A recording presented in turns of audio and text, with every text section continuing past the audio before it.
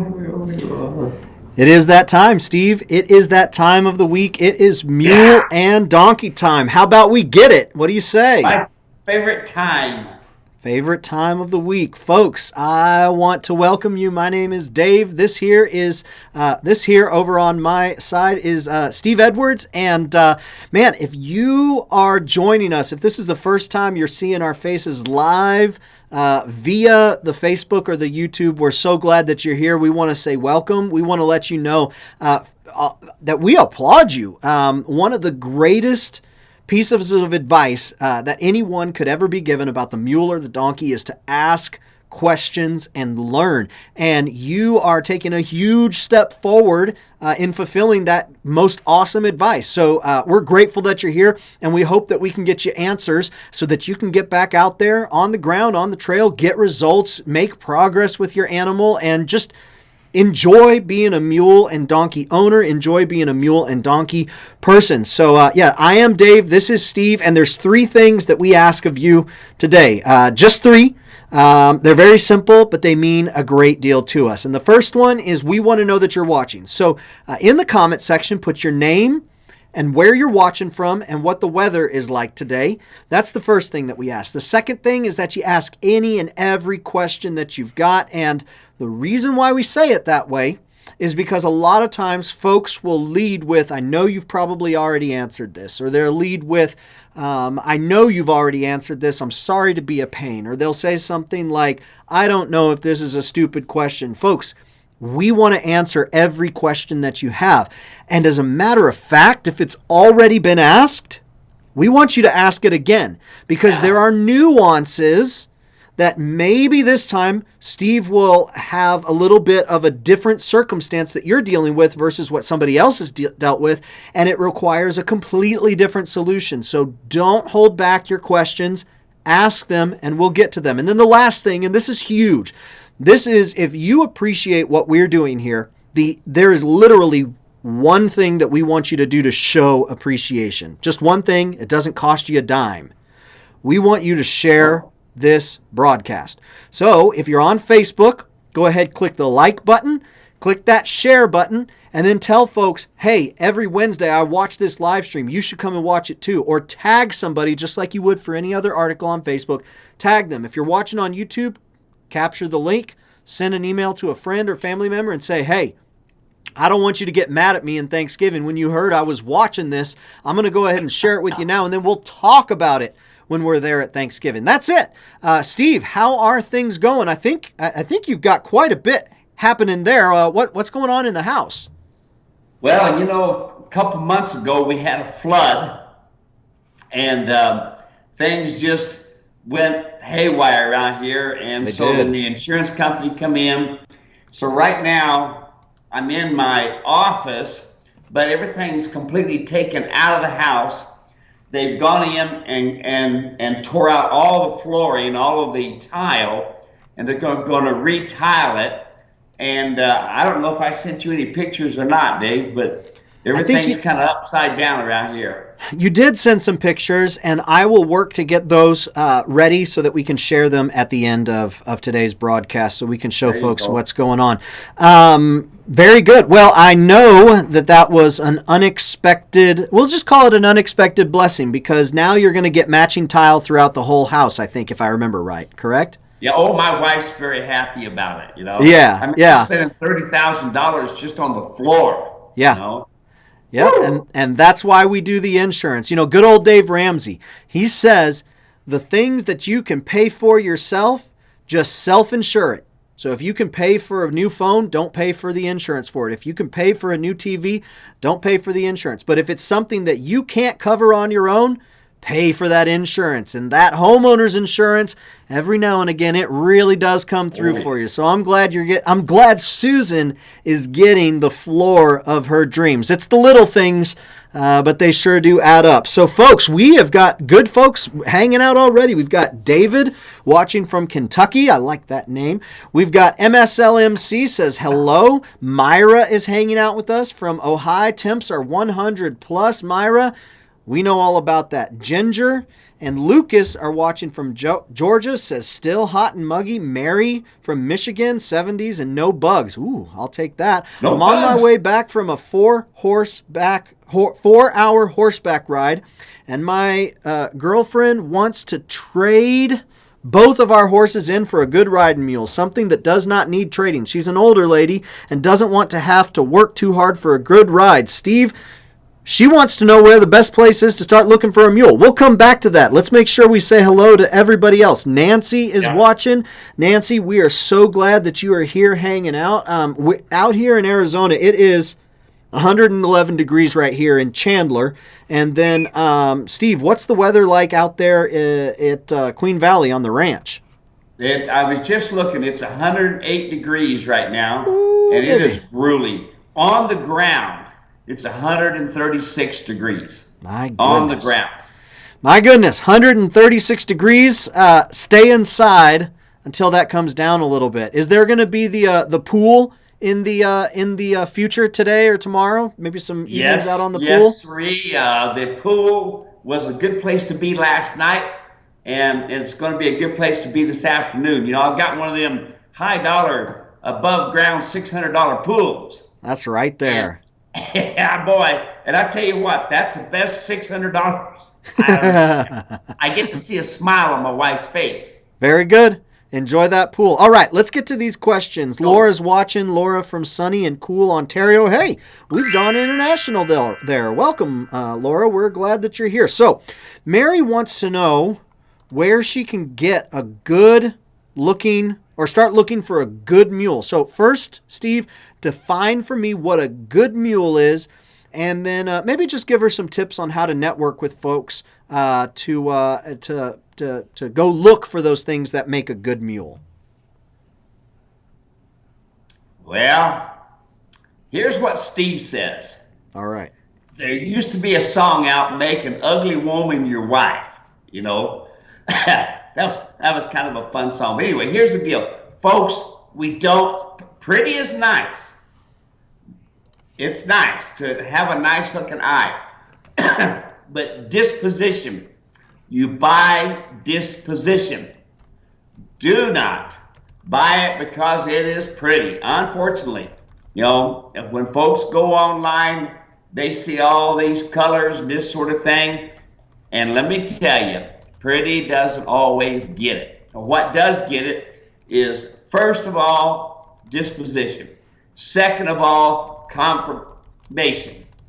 Third of all, training. Now, when it comes down to this, unfortunately, this mule order bride that we're getting on the internet, people are buying mules and donkeys and having them shipped to their homes. Now, you and I are going to be going up with the families. We're going up to Prescott. Yep. We're going to get that planned.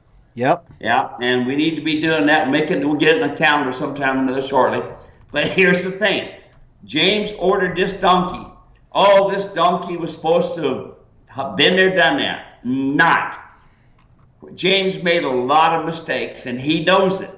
He said, "Steve, I am willing to be the dummy so people can see the mistakes that I made and don't try not to make them themselves." So, where to buy a good mule? You know what? If I told you, go buy this mule at this particular place, the downside is, will that mule get along with you? Is that mule going to like you? Going to want to spend time with you? Is it truly trained? In a 10-foot circle, did you see it? Turn on the forehand, turn on the hindquarters, side pass. In a 10-foot circle, did you see that? Or did you just see some 10-year-old kid riding thinking, wow, if the kid can ride it, I can. No, folks. You know, let's not be doing that. I cannot tell you where to go. I can't, okay? I can tell you that there are a lot, mega mule sales areas online. You can go to all kinds of sales all over the United States that they have up and coming. But here's the problem. It's good for me because right after people buy these mules, they call me up and said, "I thought I bought a trained mule and I ended up with ABC. Yeah. Good for me, good for business-wise. Not so good because you just spent $8,000-$10,000 Yeah. for a mule that's supposed to be trained. Now, folks, when you look on the internet, I want you to see, do they have a breeching? No breeching, we don't buy that mule. Do they have a rear cinch? No rear cinch, we don't buy that mule. Do they have the saddle sitting on top of the scapula? And here's the whole thing, folks. If they don't have a breeching, if they don't have a rear cinch, and if the saddle's sitting on the scapula, listen, they have no clue of the damage that they're doing to that mule or donkey. They have no clue. Don't go take him and spend the money, because right now, that mule and donkey's okay. All right? Get this in your mind. But when that saddle pounds on that scapula and they don't use a rear cinch, hey, I just had a lady call me the other day. She says, Steve, your saddle's making my mule's back dry back behind the scapula. I said, no, not my saddle, because my saddle don't touch those areas, okay?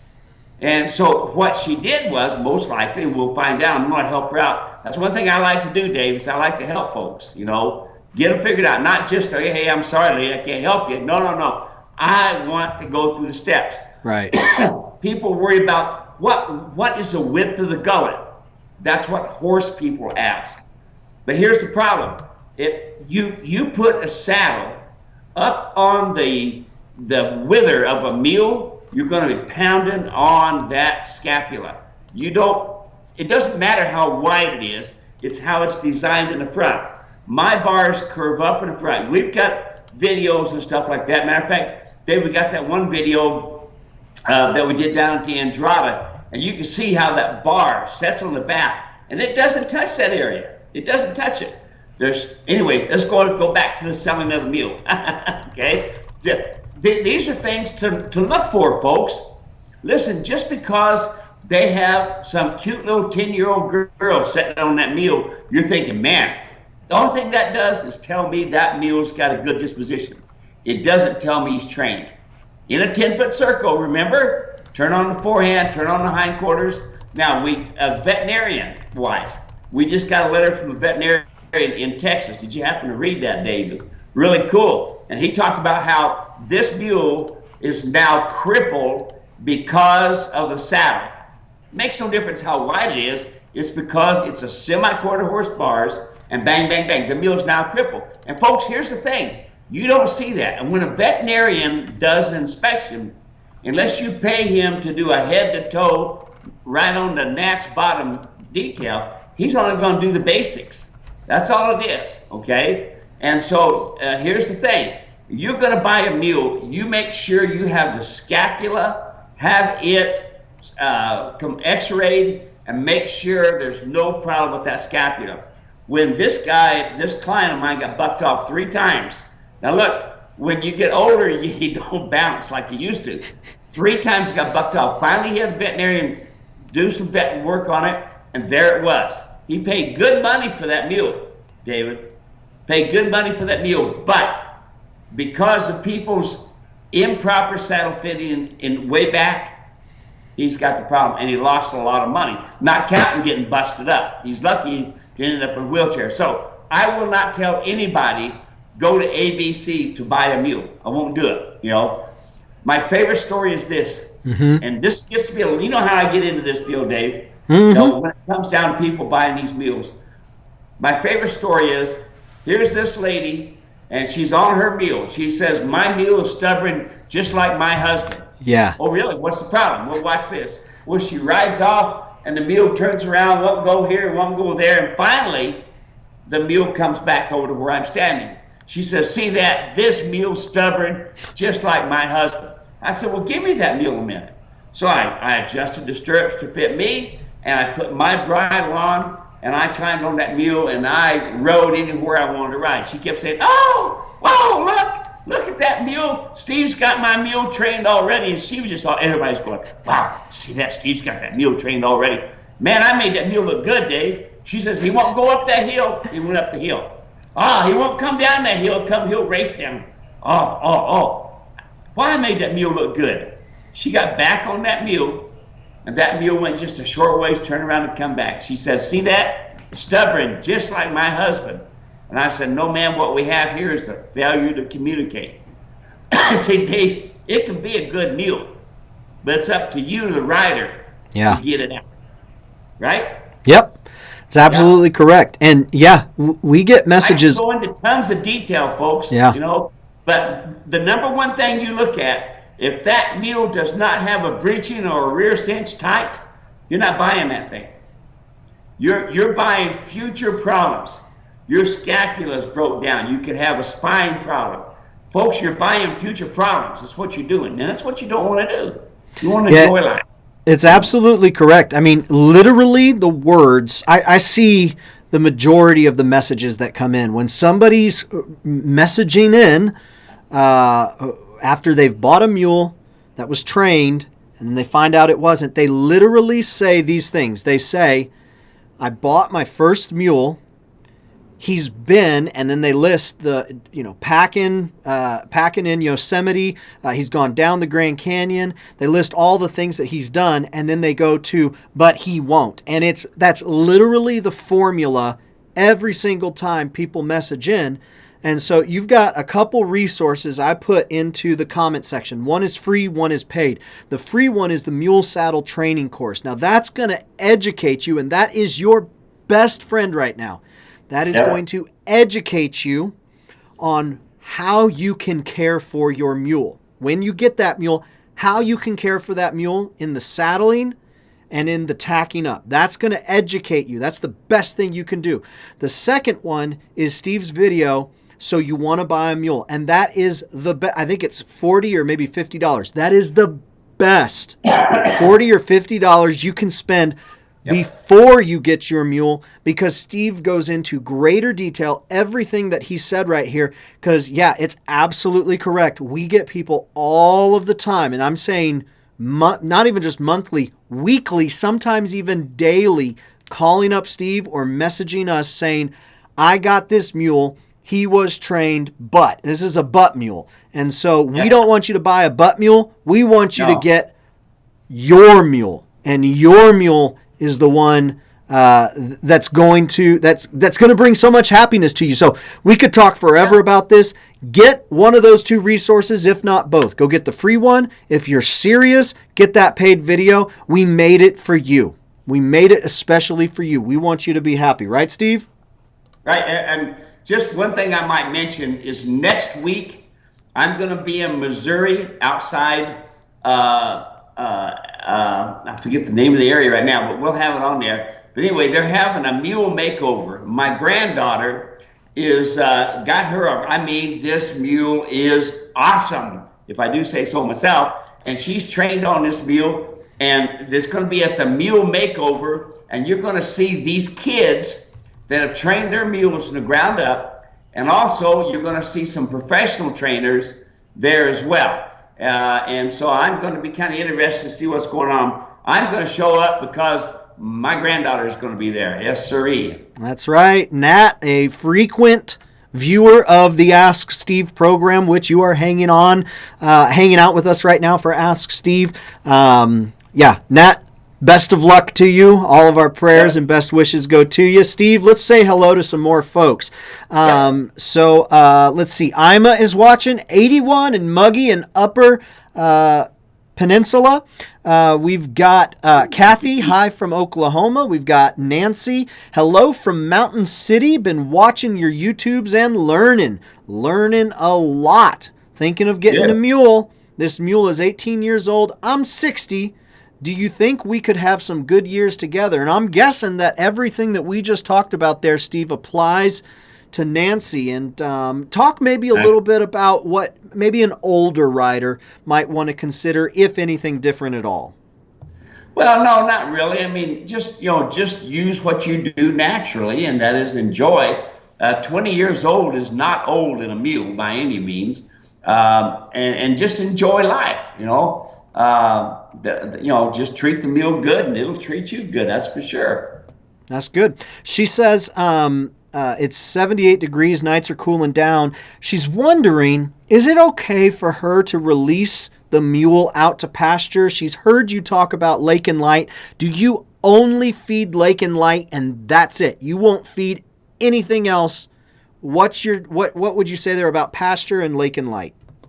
Now that's exactly right. I'm not going to turn my mules out on a smorgasbord to a bunch of feed. I mean, I just got an email from a guy up in Michigan, Johannesburg. I forget what his name is right this minute, but anyway, he said you can look on the other side of the fence. He said I got beautiful grass.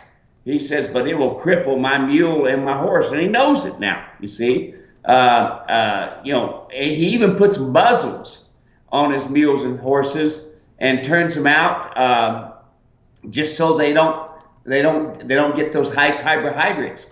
That's all I feed is Lake and Light. Now, you cannot buy Lake and Light nationwide, but you can read my article, and you can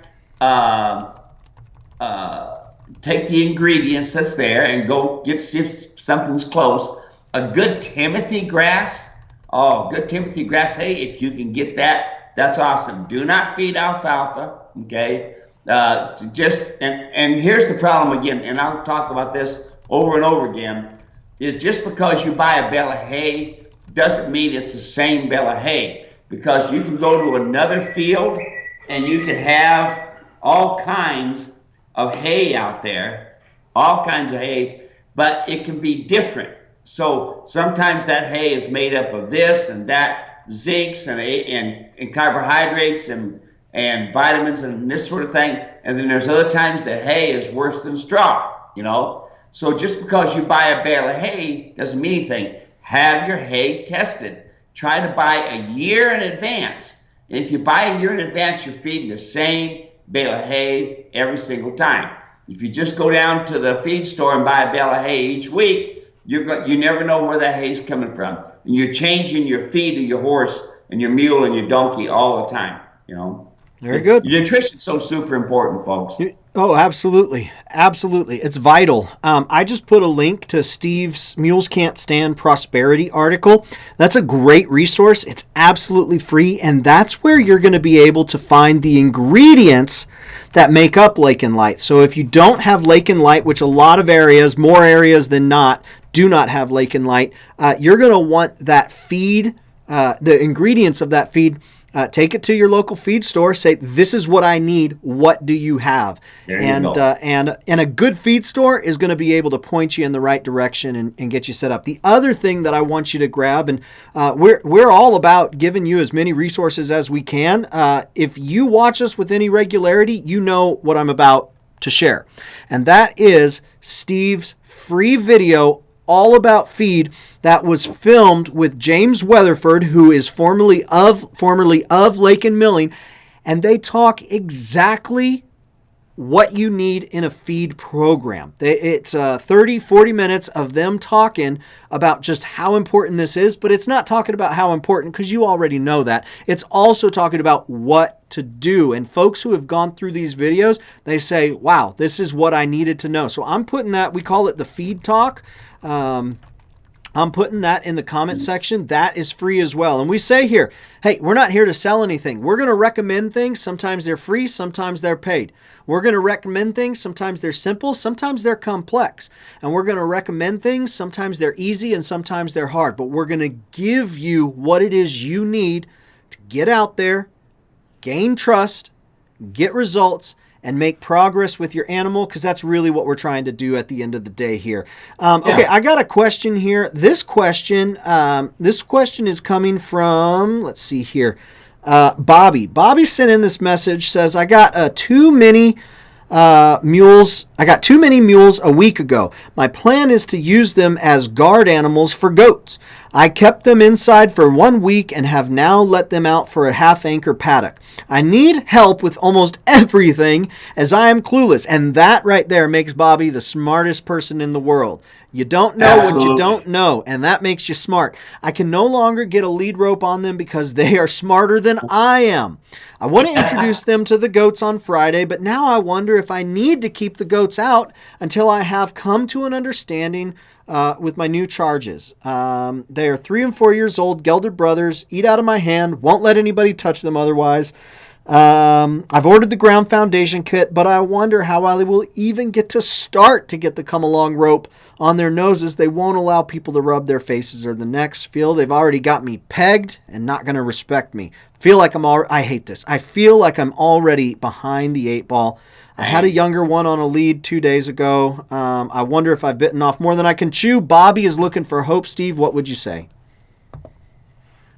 All right, Bobby.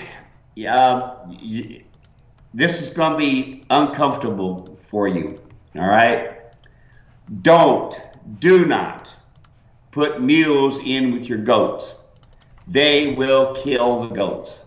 It's not like a donkey, folks. Look, I have seen more than one mule kill calves, goats, sheep, dogs, even, don't do that. Not a mule.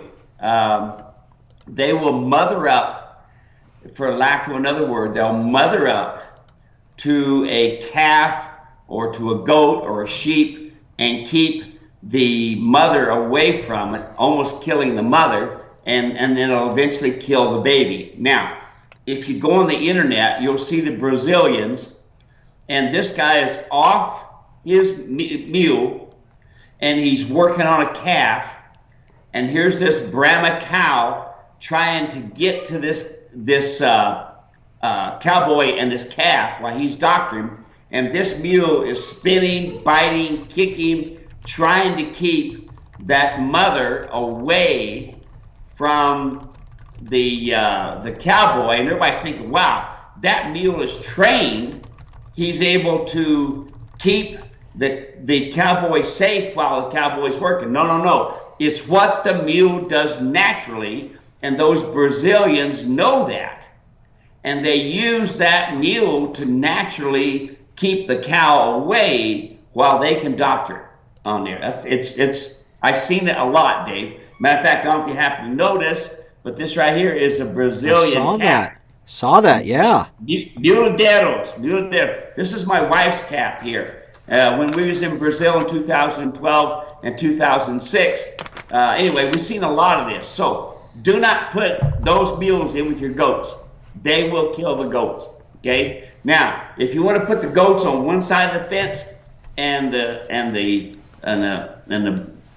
mules on the other side of the fence, you see what I mean? You'll see. But I'm telling you, they will kill them. I've had my wife's colt. One of my wife's colts was on the other side of the fence. I had the baby and the mother on one corral, and I had my mules over in another corral, and the mules actually reached through, got the baby, pulled it through, and stomped it to death. Now, how do you tell your wife about that? And that's just one example, folks.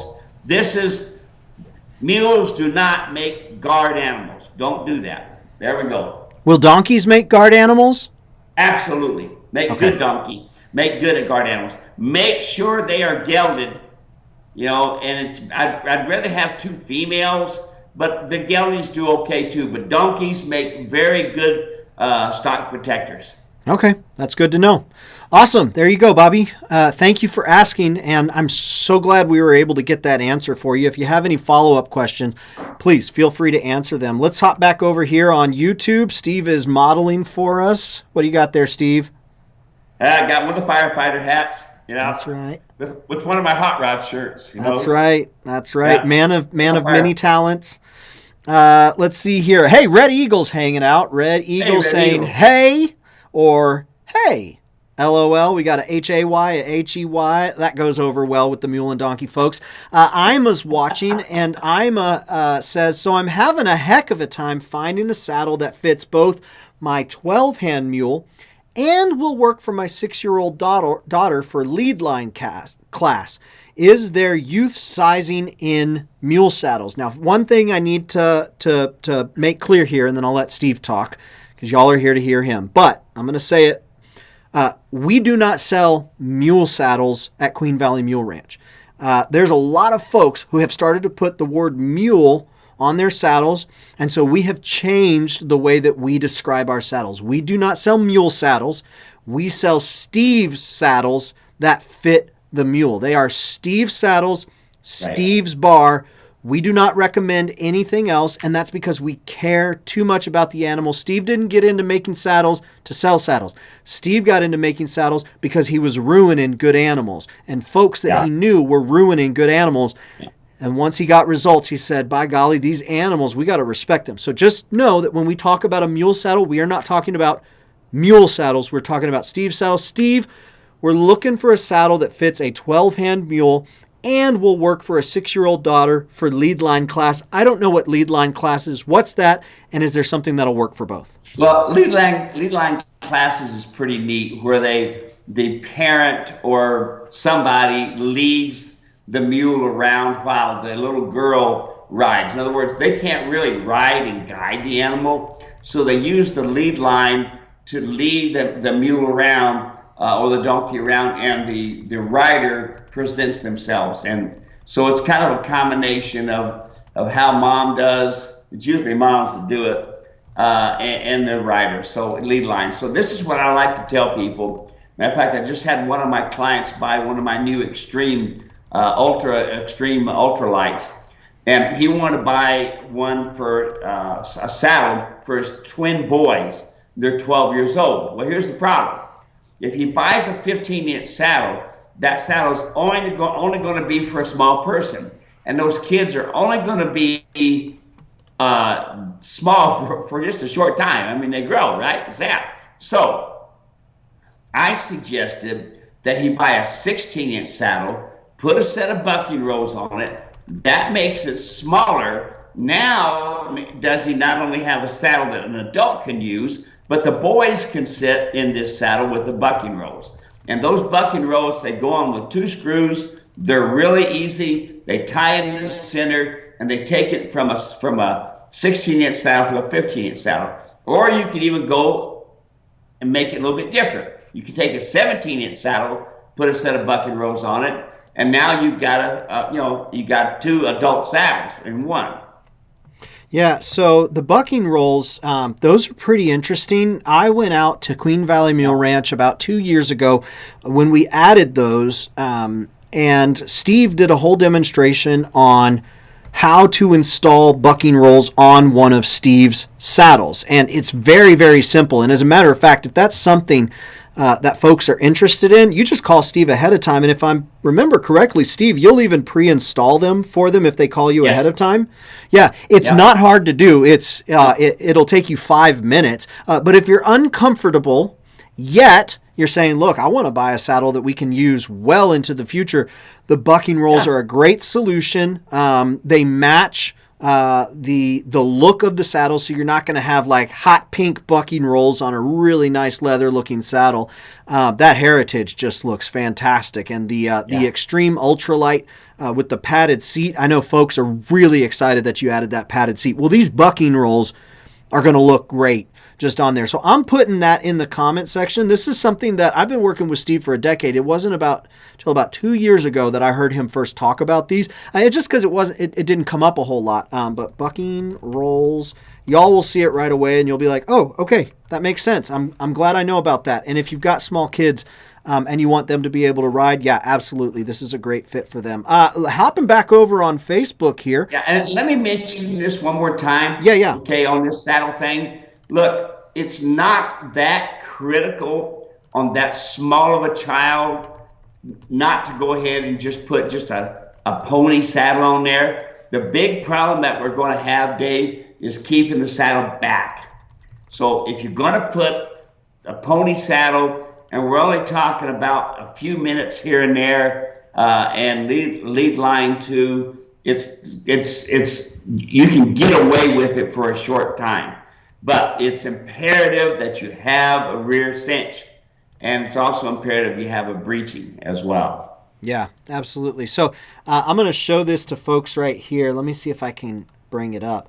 I'm showing them a picture of when me and my boys were down at Vail Ranch. Steve, I'll send you a text message with this in a second.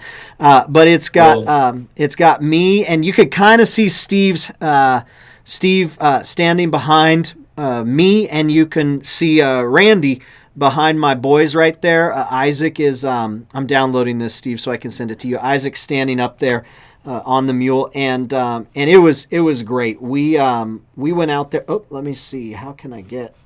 There we go. It was just so much fun, and you can see we got the animals there, and the boys had little pony saddles up on there. And my littlest one, you can see him right there off to my left, your right, looking at the picture. Stevie fell in love that day. He was riding a little. I think he was riding a little horse. Is what he was riding. We just put him on the horse. That was it. We'll get him on the mule next time. But anyways, he had a blast, and it took about 10 minutes of convincing to get him off of that horse and get back into the house. He loved it. I'm sending it to you right now, Steve. You can take a look. Cool. But that was such a fun day, and doggone it, this coronavirus ruined our trip that we were going to do this last June. So we'll have to get something scheduled, and we're looking to go up to, I think it's Payson or Prescott too. So we'll get our time in there. Prescott, yeah. Yep. Let's take a look here. We got Karen watching 103. Smoky here. Fires north and south. Hey, that's Steve's language. If you have any fire needs, give Fireman Steve a call. He'll do what he can. Julie's watching. Hey, what do you do when you hook your mule up and she wants to set back being tied? Maybe step back being tied, set back being tied. Steve, what do you do? Okay, so what happens is they take the lead rope and they tie to the hitching post, and now the mule pulls back and tightens all 5 major neck muscles. So this mule knows how to do that, and they'll set back on it and say, I'm not going to release, and they'll fight you on it. Okay, now a couple of different things you can do. One, make sure you have a properly adjusted rope halter. That's number one, okay, before you tie them up. But before you start using that rope halter, put the come along hitch on them, do your groundwork, because here's what this mule's doing. He's not respecting that rope halter or halterage. I don't know what kind of halter she's using. Does she say? No, she doesn't say. Yeah. Doesn't say, but it comes down to not respecting it, regardless of what halter is being used. Exactly. Not respecting the halter. Groundwork first, and they get in with the come along hitch, and they get to where they respect the halter. Then when it pulls back, see, right now it's probably misadjusted. So when they pull back, they're just going nah, it doesn't hurt me, okay? And so I would strongly suggest that you do your ground communication first, and then look at tying them up. You've seen me, Dave, I'll just walk up, throw the lead rope on the ground, and walk away. But they respect that halter. That's really, really important. That's good. Halter, ground foundation work, come along rope, that stuff doesn't go away. It does not go away. It is most important part. Yep. You return to it over and over and over, and I would say 99 times out of 100, someone has a problem, we say, come along rope. We say rope halter. A lot of times it has to do with that. Let's see here. Stephanie's watching. Hey, you two. Hey, Stephanie. She says 78 degrees in Missouri and in the 60s tonight. Can't beat it. No, you cannot beat that. Send it our way, please. Wow. Mark is watching. It's Virginia, Mark Williams. It's 78 degrees and sunny. Enjoy that, Mark. Soak it up. Linda, the mule servant, and Theo, the sweet one-eyed mule. 76 degrees Fahrenheit, dry and breezy in rural central Ohio. Steve, Linda sent me a really cool, she's getting into computer art, and she sent me a really cool picture of Theo. Matter of fact, I posted a picture of Theo on our Facebook page earlier today, so Mule Ranch, Facebook, just search for Queen Valley Mule Ranch. But she sent me a great picture she's doing on her computer. I'll send it to you. You're going to love it. Let's see here. We've got Linda watching from Druin, West Victoria, Australia, taking us international again. Howdy there, Linda. Wow. Art is watching from Kauai, Hawaii. It is 87 degrees and beautiful. All right, going across the Pacific there. Stephanie's watching from Springfield, Missouri. We've got Jack watching from Johannesburg, Michigan, 72 degrees. Linda says it's hot in Georgia. Yes, it is hot in Georgia. Springfield. Oh, Stephanie's commenting. The Springfield, Missouri Ozark Mule Days and Missouri Mule Makeover. You'll have a great time. I shared that while you were talking, Steve. I actually shared it to the Queen Valley Mule Ranch Facebook page. So if folks want to go there, they can find the information. Art says, I have a 4-year-old Molly that's always rearing at my other horses and mules. When it's time, does it when it's time, when it's feeding time? What can I do to stop this rearing? Nothing. What you can do is feed them individually. You're going to get one of your animals hurt because when they rear, they'll also get to where they'll stop and spin and kick. Look, folks, don't feed all your animals together. Number one, it's not good nutritionally. They each need their own nutrition. They each need to feed different, okay? Now, there are some animals that I even know about that colic because they can't get to their feed quick enough because all the other animals are fighting them over it. Feed your animals individually in a stall before they get hurt. The rearing is just the very beginning of, I am the top of the pecking order and I will get what I want. And she'll get to where she spins and kicks and fights off. And that's really highly unusual for a mule or a donkey because mules don't usually, they're very subservient to horses. So they don't usually will fight off. But this one here, she sounds like a fighter and she could hurt your other animals. You're going to end up with a big vet bill. Folks, nutrition, most important part of maintaining your animal. Don't just throw hay out there or put them on a round bale. Put them each in a stall. Take care of their nutritional needs. Extremely important. Awesome. Let's see here. Going back over to YouTube, we've got Helen watching, saying thank you for the info and watching from Kentucky.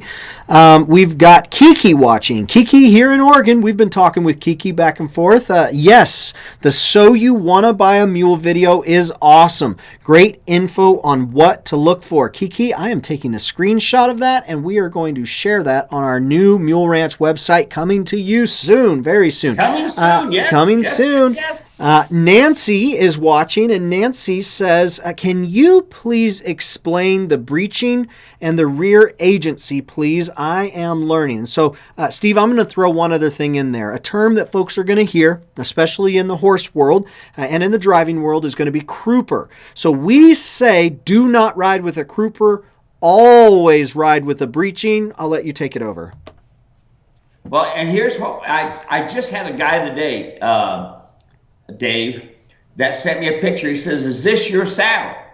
And I said, yes. He said the nameplate and stuff. He said, it's got a crooper ring on it. And I said, somebody added that. Take that crooper ring off because it's going to sore your mule and you're going to end up with a fistula. Folks, it's more to it than just having that crooper back there. You cannot believe the damage you can do to your animals. Now, you're breeching. Dave, we got lots of videos and articles and stuff. Maybe you might be able to send her something. The breeching is adjustable. It goes up and down the hip. You can adjust it up and down the hip. It is not, get this in your mind, it does not hold the saddle back. It does balance the saddle. The most important part that holds your saddle back is the rear cinch. That is what holds it. Now, I have people tell me all the time, oh, well, he doesn't like it. He'll get over it. Because if you don't ride with the breeching, you're going to damage the scapula. Folks, there's far more to it than just because it's got that if the breeching is there. It's got to be adjusted according to your terrain. That's great. So there's two resources that I'm throwing out there. The first one is a video where Steve talks more about the crooper. Just more information that you need to know. You need this information. And then the other one that I'm going to post here in a second is the same link that I've already shared once. It's the Mule Saddle Training Course. I want you to go. It's free. I want you to go. I want you to sign up. These are videos that are not on YouTube, but do not cost anything for you to watch them. They're absolutely free, and they are for people who are serious about caring for their animals. If you don't care, well, number one, if you don't care about your animal, you're not watching this, right? You're tuning out. You'll be like, oh, that's a bunch of nonsense. But if you're like we know that you are, gaining as much information as you can so that you can, number one, make sure that your animal is cared for. Number two, you both are happy and comfortable. Yeah. We want this video to be something that you watch. It's the Mule Saddle Training Course. We talk all about breeching in there. But as Steve said, it's not just the breeching. It's all of the pieces working together. You got a flip book, right? You remember those books, Steve, where it's a different picture on every page and it's incremental, right? So you flip it and there's 100 pages and it makes a little show. Yeah. Well, that's how this mule tack and mule saddle is. You start pulling out different pieces, be like, okay, I'm going to use a crooper. I can use my bridle. I'm going to use this bit. I'm going to go ahead and ride with one sitch. It's like pulling pages out of that motion book. All of a sudden, you start flipping through, and there's no story, there's no continuity, and it doesn't do what it's supposed to do. That's the way things work with this mule saddle, Steve saddle, and the tack. So I'm going to put a link to that. Let's see here. Going on, Nancy says, okay, thank you. Naomi is watching from Eastern Washington, 100 degrees and sunny. We hope you get back under those triple digits there. My new mule often stands with his head in the corner. Sounds like my 6-year-old right now. Is he sleeping? Is it a bellyache? Is he depressed? What's going on with him? No, he's probably is sleeping. You know, they don't always lay down to sleep. Matter of fact, when an equine lays down, their intestines, their digestive system gets quiet, and that's not good for an equine. You'll see they stand up most of the time. They're more comfortable. They're more physically and mentally in good place. But the most of all is when their digestive system is working right. An equine's great, but when their digestive system's not working, that's why I say nutrition is so important. Super important. If the digestive system is working, you're going to have a happy mule and a happy donkey. That's awesome. Let's see here. I just had it. Ima is thanking you. Jim is watching from Alabama. We've got someone called Hi Mom. What's a good website to order tack from? Steve, I'll take this one. MuleRanch.com. If you've got a mule or a donkey and you care about them, MuleRanch.com. That's where you want to go. Let's hop back over on Facebook. Make sure that we're seeing everybody here. Matter of fact, let's go with this question. This one is from Nancy. Nancy says, good afternoon, Steve. Thank you for all the emails you send. I have gotten the finished bit you are recommending, and Jackson loves it. He is having a problem, though, with being too friendly. When we come up on horses, he wants to run over them, push right into them. Do you have any suggestions? This one's from Nancy. Well, you're going to have to, mules are very, very, very, very subservient to horses. They are, okay? And so when you have one like this that he wants to be with everybody and loves everybody, you're going to have to make it kind of hard on him. And it's not the easiest thing to do, but you're going to have to take and reprimand him. So you're going to have to take your hands and you're going to have to go right, left, right, left, right, left, and really make it tough on him, saying basically, you're not going to be going over and doing that, It's not an easy thing to do. But you got to also remember, it's up to you, the rider, to control this animal. So when they're thinking about it, that's the time to fix it. Yep. When they're thinking about it. Not when they're already gone and already done what they're going to do. It's a timing thing.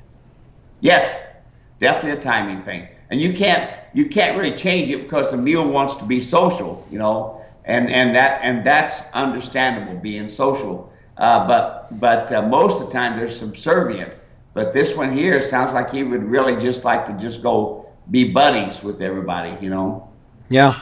Yeah, it is important to have that leadership and have them listen to you, because right now it's them wanting to go over and be a buddy, but tomorrow it could be them wanting to do their own thing on the edge of a cliff. So it really has less to do with maybe the buddy and whatnot. It has more to do with Nancy being in control in that herd leadership. Does that sound right? Okay. Yeah, exactly. Because Nancy, You can't train the animal, don't go do that. It's doing what's doing natural. So what you have to do is get a hold of the reins and say, I said you don't do that. I am the herd leader, and that's what you have to be. That's good. Hey, folks, we've got about 10 minutes left here, but I want to just welcome you. If you tuned in after we did our introductions and you're like, who's this young buck and who's this old wise sage?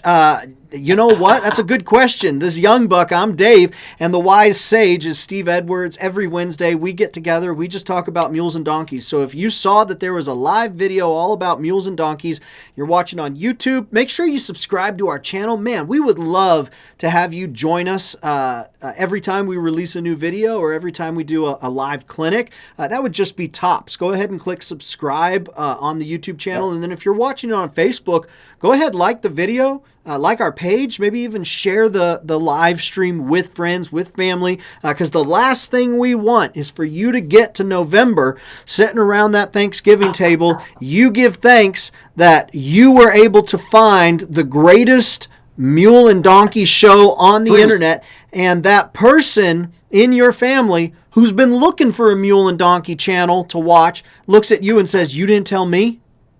We're going to have to talk afterwards. We don't want that. We want Thanksgiving. We want everybody to be able to thankful for finding the Ask Steve show. So if you have any final questions, put them in the comment section. We want to answer those for you. And if you haven't let us know that you're watching, if you're just tuning in, kind of listening in the background, just say hey real quick. We'd love to know that you're here.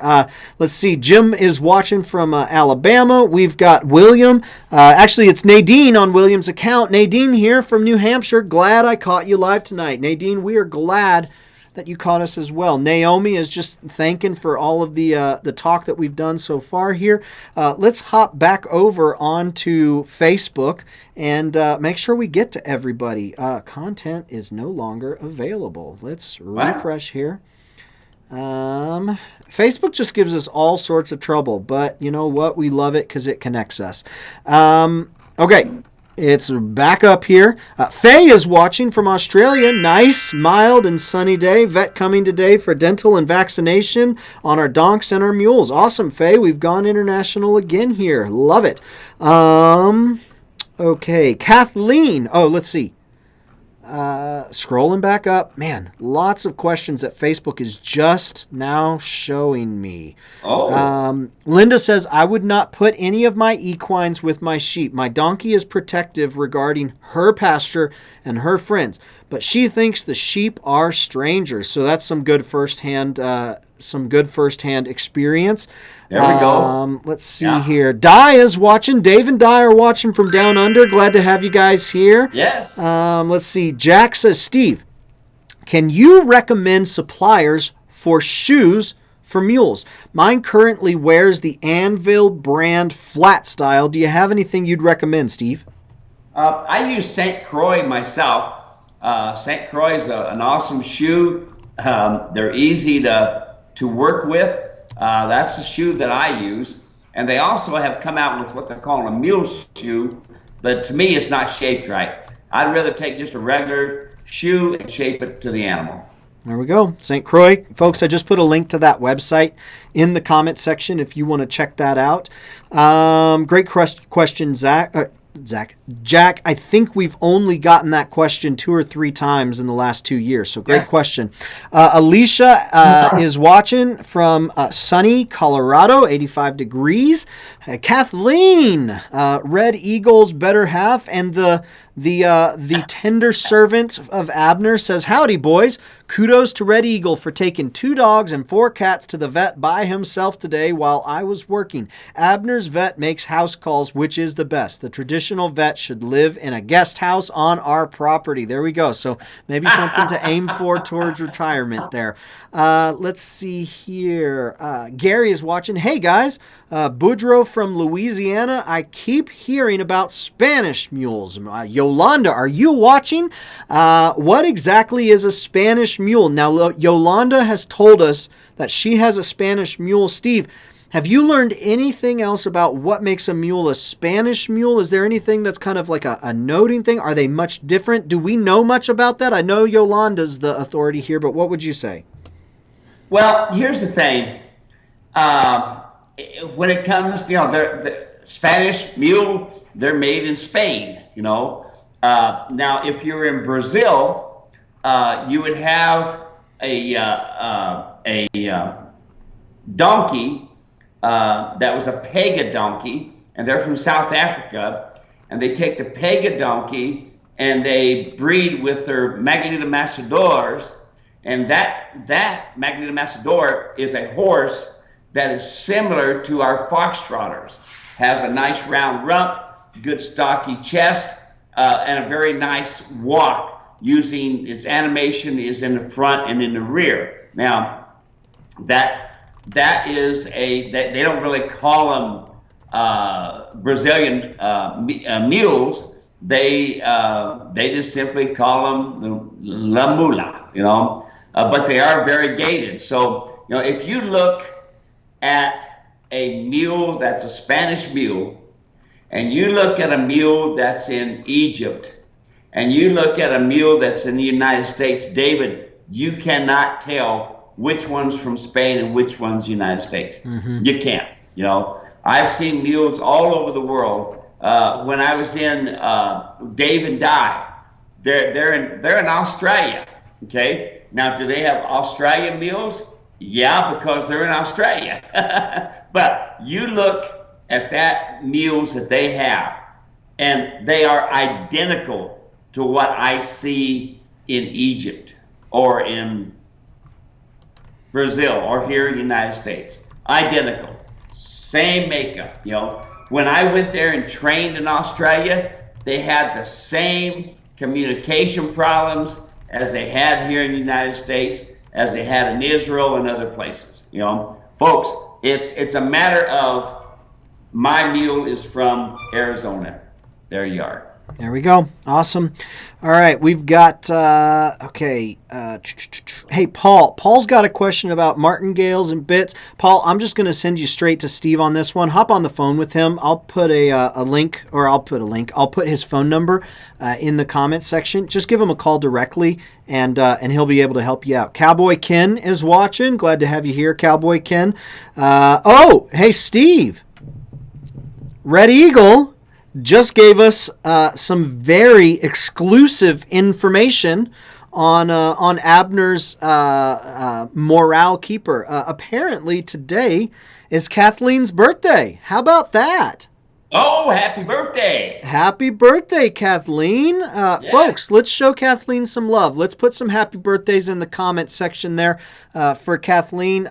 Red Eagle has also said he is not allowed to say how old, and that is a man of wisdom right there. Good that is a man, yes, of great wisdom. So very good. Happy birthday, Kathleen. We're so glad that you're spending a few minutes of your special day with us. Truly glad that you're here. Lamar's watching. He says, hi, Steve and Dave. This is Lamar from Price, Utah. It's 102 degrees and hot. Steve, you stress the come-along hitch a lot. I'm sure there are many out there that I'm not able to put the headstalls over the ears. My mules will not let me. I made a headstall that snaps behind the ears so that I can be able to use the come-along. How can I break them from throwing their head when getting around the ears? Thanks for your time. Love the info that you put out to us. What would you say there to Lamar? Good question. Go slower. Go slower. We got the video when I was in Mesa, and the guy said you can't get a bridle or can't get a come-along on that mule. And you can see me going slow, and every move was a picture. First of all, I rubbed on that mule without the halter, without the rope. Then I rubbed on the mule with the rope, and then as you'll see in the video, I put the come-along hitch on that mule over the ears. Folks, don't cheat your mule by putting a bridle with a snap behind. I know it's easy to do, but fix it. The problem, one of the biggest problems that we have when it comes to ear shy is because we put on a pre-adjusted bridle. Do not put your bridle on the same way every single day. Do not do that, folks. Loosen that bridle up. Let it hang down a couple, 2 or 3 notches, and then slide it off nice and easy. When you put it on, here's what happens. You put a pre-adjusted bridle on, you hold it on the mouth.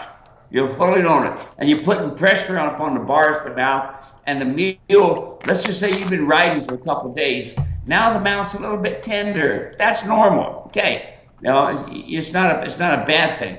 But when you go putting that pre-adjusted bridle on, and you hurt their mouth, then you try to pull it over the ear, that's when you make an ear-shy mule. It's not that they're ear-shy, it's just the bridle is. So we've probably got that video that you can probably, and we've also got the ear-shy video as well. So 2 things. I'm going to put a link to the ear-shy video instructional item available on the store. This is a good reason to subscribe to Steve's YouTube channel, because the video he's talking about is scheduled to be released. We are always releasing new videos, and so that one in particular is in the queue, getting ready to be released. So on Facebook, and now if you're watching on YouTube, go ahead and just click subscribe. But for our folks on Facebook, I put a link to Steve's YouTube channel. If you are not subscribed, go get subscribed right now. And then make sure you turn on notifications. And every time we have a new video set to come out, you'll know about it, because we are always releasing new videos. All right, let's keep going here. We're going to go ahead and wrap up. We're just about done. And Neil is watching from Peshtigo, Wisconsin. Glad to have you here, Neil. That was a great question. Lamar, David Pingelli's here. He says, nice shirt, Steve. You got a fan out there, Steve. We need coffee, Dave. We need coffee. Coffee. Hey, I've been using my Come Along coffee. I've been making my cold brew, so appreciate that big time. Trisha's watching from Alaska, 60 degrees and cloudy. Linda's watching from Oklahoma. Let's see here. From Alaska? That is Trisha, Wasilla, Alaska. Yep. Wasilla, Alaska. Good deal. She says, what do you think about riding boots for a mammoth donkey? I do not like riding boots. Folks, look, the idea of the shoe is to be able to shape the foot. Yes, it does help from the rocks and things like this. Yes, it does. But especially with a donkey, it's really easy to get contracted heels, especially with a donkey. And she's got a donkey. So do not put boots on these animals, Lord. Folks, I have seen these mules and donkeys pull a tendon and get bowed tendons because of these so-called boots that you put on. Don't do that. You're going to do your donkey and your mules more harm than you are good. Got a question from Kitty. This one was emailed in. Kitty's in Indiana. She's got a 19-year-old Molly Draft Mule Clydesdale Poitou. I've had her since she was 2. Never been lame, but she's very hard time cantering when ridden. She's willing to try, and when I cue her, she will often give me 1 or 2 canter steps, then falls apart. Often canters in front, but trots in the rear. Better on the right lead than the left. She's fine cantering with no rider. She's great with all her lateral work on the trot. The trainer who started her said she may never canter, and some mules just don't. I ride dressage and have another mule, a Percheron mule, that is fine cantering. Over the years, she can now give me a few good steps, but that's all. Poitou is a rare French mammoth donkey with a very long body, hair that hangs in dreadlocks. There are only 2 of these mules in the U.S. She is a bit long in the back but collects well. Since I ride in a custom dressage saddle, I'm careful that the saddle is back. I also have a Western mule saddle custom made to her back, but the ride is no different in either. Thanks for any help. Okay, first of all, there's no such thing as a dressage saddle that's going to work. Ain't happening, folks. No rear cinch. It's going to be right on top of that scapula in a short time. I don't care if you put a crupper or a breeching on it, it's still going to go forward. So you are damaging, get this in your mind, you are damaging the scapulas of your mule, period. All right, now next part. Lead departure is what you need so that your mule goes into the proper lead to be able to lope your circles or lope off. Unfortunately, what folks do is they go from a walk to a trot to a canter. That is not a lead departure. What you're not doing is you're not getting the back lined up so that they are physically ready to go into a canter. The reason they won't finish the canter is because their back and their hips are not right. Now, let's go back to the Western saddle. If you do not have a rear cinch, it's banging the scapula, and she is being hurt, and she doesn't like it, and she's trying to tell you. If you don't have a breeching on there, and she's going into a few strides and quits. Anytime I hear they'll go sometimes on one lead or not the other, I'm telling myself no rear cinch, no breeching. Okay. Now lead departure looks like this. We're going off into a left lead, so my left front is going off, and we're going into the lead departure for a canter. That means when my hands are here, my left hand is going to, I'm training now. This is training. This is not a finished lead departure.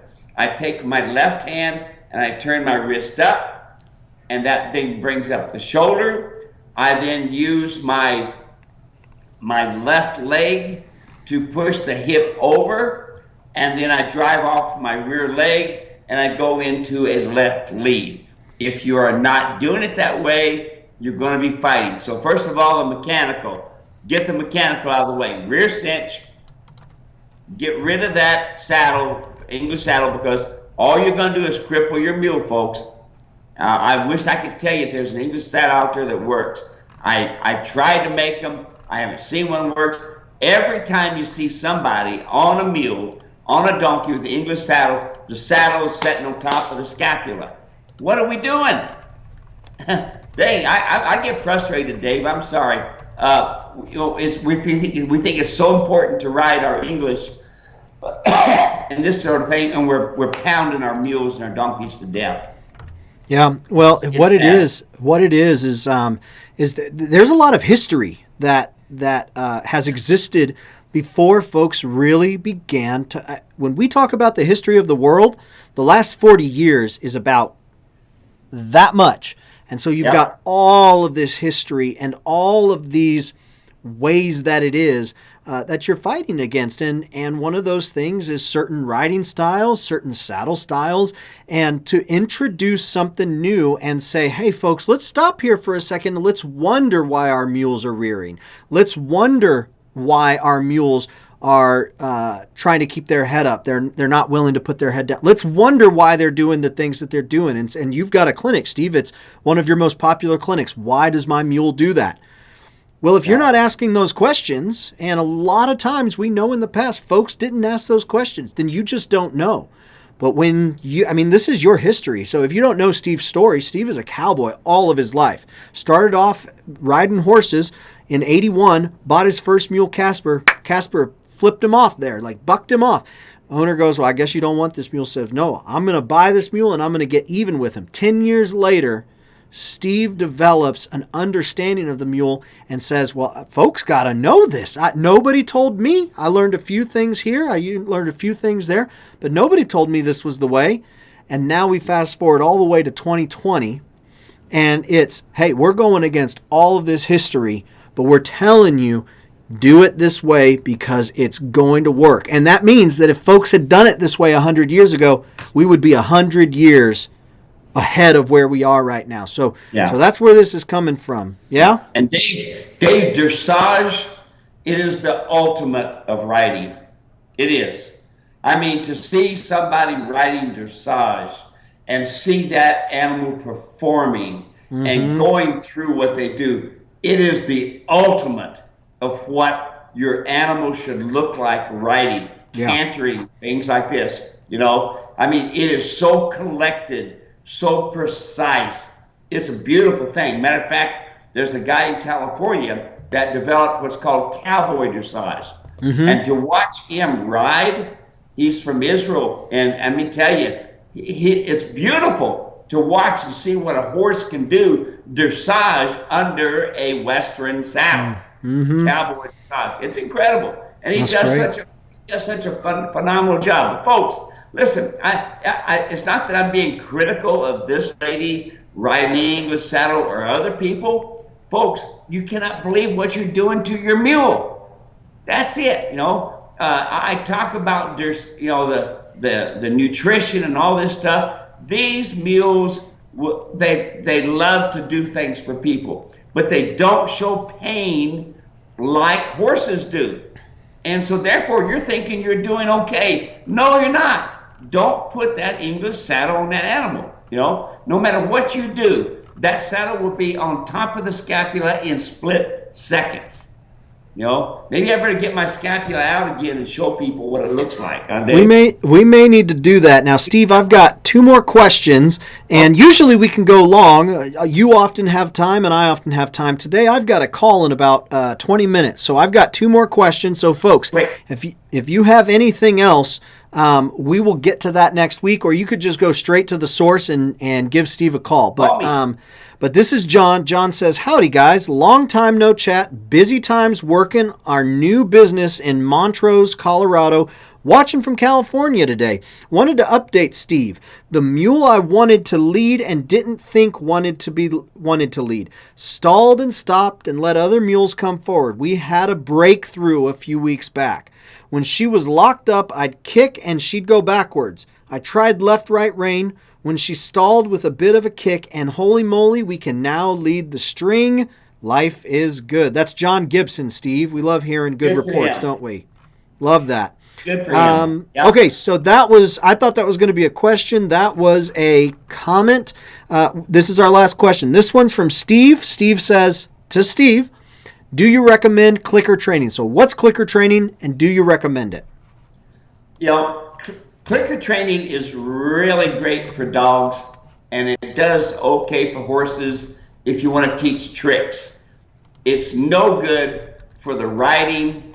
If a lot of people will use it's a little button, and it clicks, and then they give them some food when they do it right, and they click. I mean, we used them at the Phoenix Zoo to work with the rhinos and to work with the zebras.